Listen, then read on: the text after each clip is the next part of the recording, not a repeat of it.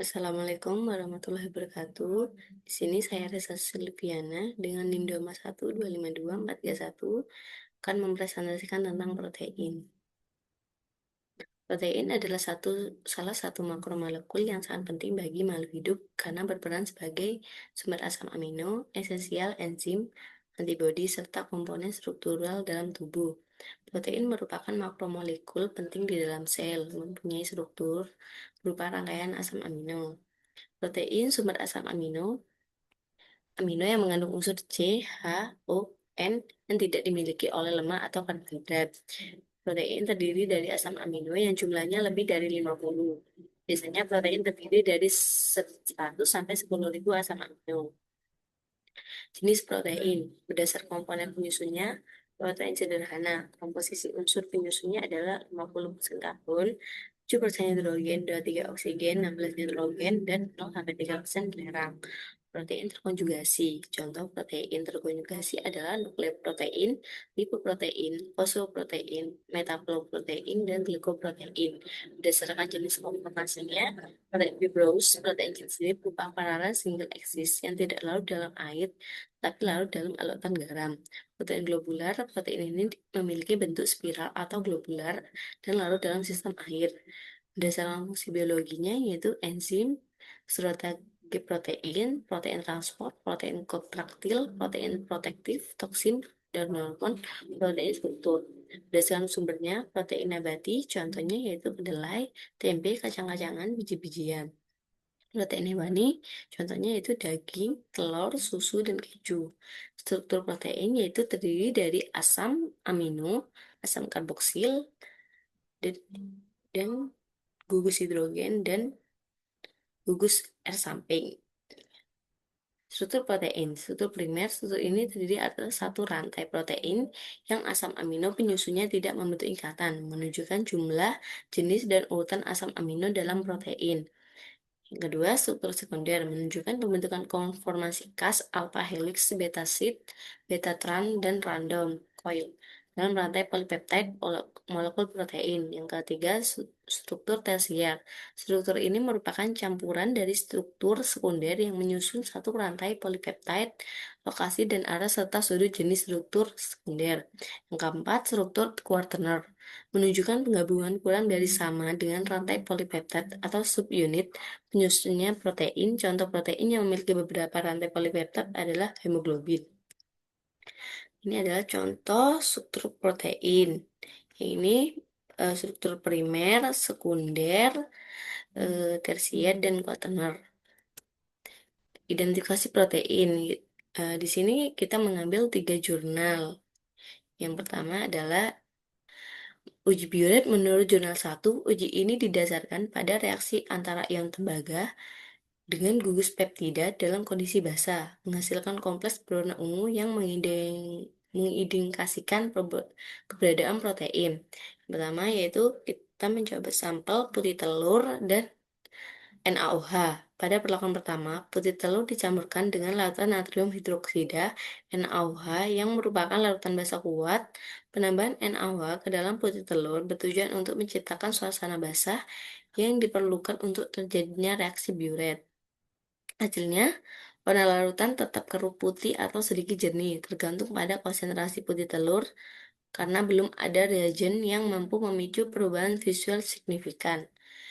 Uji Biuret yang kedua yaitu menggunakan sampel putih telur dan tambah CuSO4. Ketika putih telur dicampur langsung dengan larutan tembaga, sulfat, CuSO4 tidak serta-merta terjadi reaksi warna yang merupakan ciri khas uji Biuret. Hal ini karena larutan CuSO4 membentuk kondisi basah agar ion Cu2+ dapat bereaksi dengan ikatan peptida dalam protein. Tanpa kehadiran basah seperti NaOH, ion tembaga tidak membentuk kompleks dengan ikatan peptida dan berada akibatnya tidak terjadi perubahan warna yang menandakan keberadaan protein. Warna biru pucat dari larutan CuSO4 dapat tetap terlihat, tetapi itu hanya mencerminkan warna asli dari ion Cu2+ yang terlarut.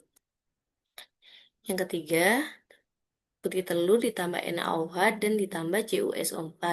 Percobaan yang mencampurkan putih telur dengan larutan NaOH dan CuSO4 sekaligus merupakan inti dari uji Biuret yang sesungguhnya. Ketika semua komponen ini dicampur, terjadi reaksi kompleksasi antara ion Cu2+ dengan ikatan peptida dalam protein yang menghasilkan perubahan warna menjadi ungu. Warna ini menjadi indikator positif bahwa protein memang terdapat dalam sampel yang diuji. Yang kedua, uji ninhidrin. Menurut jurnal yang kedua, uji reaksi ninhidrin dilakukan dengan melarutkan 1 ml sampel dan menambahkan 3 hingga 5 tetes larutan 1% ninhidrin. Setelah dipanaskan atau diletakkan dalam air mendidih, hasil positif untuk protein ditandai dengan perubahan warna menjadi ungu biru.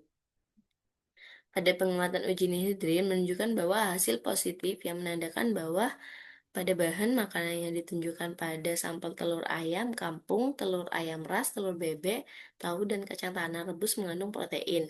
Namun pada sambal brokoli rebus hasilnya adalah negatif. Itu adalah hasil pengamatan dari uji ninhidrin. Uji ninhidrin hal tersebut terjadi karena ninhidrin bereaksi dengan asam amino sehingga gugus amin dilepaskan dan terbentuk intermediate amina, aldehid dan karbon dioksida. Intermediate amina ini kemudian bereaksi lagi dengan ninhidrin sehingga menghasilkan senyawa yang disebut ruheman purple. Yang ketiga, uji santur protein menurut jurnal 3. Uji santur protein bertujuan untuk menunjukkan adanya inti benzen cincin fenil atau senyawa aromatik pada suatu sampel protein dan untuk mendeteksi asam amino yang mengandung inti aromatik seperti tirosin, triptofan, dan fenilalanin dalam larutan protein. Indikator pengamatan dari uji ini akan mengubah sampel menjadi endapan berwarna kuning atau larutan kuning. Cincin benzen aromatik dalam asam amino ini mengalami nitratasi ketika dipanaskan dengan asam nitrat pekat, yaitu HNO3, sehingga terbentuk turunan nitro berwarna kuning. Dalam kondisi basah, uji santur protein mengubah kompleks kuning gelap pada sampel menjadi jingga.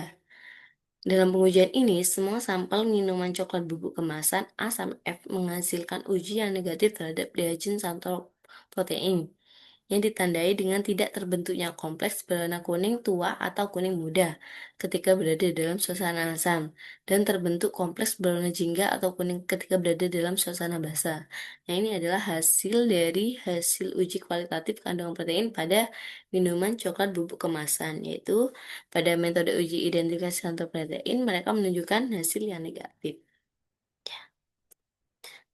Terima kasih. Sekian presentasi dari saya. Kurang lebihnya mohon maaf. Wassalamualaikum warahmatullahi wabarakatuh.